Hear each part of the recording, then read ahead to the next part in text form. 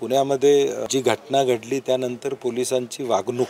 ही अत्यंत संशयास्पद आहे हे दिसून आलेलं आहे आणि मला वाटतं कुठंतरी या गुन्हेगारांना पाठीशी घालण्याचा प्रयत्न हा राजकीय दबावातून होतं हे सिद्ध त्या ठिकाणी होतं आहे। पोलिसांनी यामध्ये योग्य पद्धतीनं तपास करणं, त्यांच्यावर योग्य पद्धतीनं कारवाई करणं, चार्जशीट फाईल करताना त्यात कुठलेही लूपहोल्स राहता कामा नाहीत याची दक्षता घेणं, नाहीतर उद्या चार्जशीटमध्ये काहीतरी मागं पुढं जर झालं तर जामीन मिळायला वेळ लागणार नाही। स्पेशियस,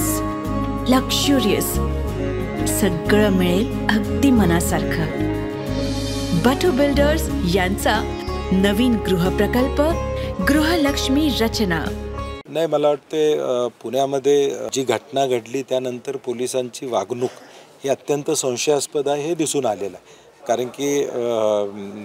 रिपोर्ट असेल किंवा नंतर सगळ्या गोष्टी असेल, आता ड्रायव्हरला हजर करण्याचं प्रकरण त्या ठिकाणी असेल आणि मला वाटतं कुठंतरी या गुन्हेगारांना पाठीशी घालण्याचा प्रयत्न हा राजकीय दबावातून होतं हे सिद्ध त्या ठिकाणी होतं आहे आणि म्हणून मला वाटते पोलिसांनी यामध्ये योग्य पद्धतीनं तपास करणं,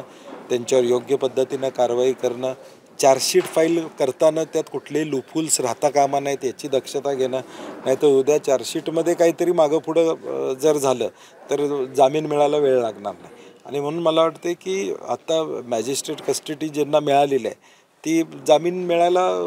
सुलभता झालेली आहे आणि म्हणून मला वाटते ही चौकशी योग्य पद्धतीनं करणं हे महाराष्ट्राच्या दृष्टीनं महत्त्वाचं आहे की महाराष्ट्रातलं पोलीस खातं हे चांगल्या पद्धतीनं काम करते दाखवायचं असेल तर कारवाई करावी लागेल, नाहीतर राजकीय दबावपुरी करतंय हे सिद्ध होईल। अशाच नवनवीन अपडेट पाहण्यासाठी आमच्या KK न्यूज चॅनेलला सबस्क्राईब करा।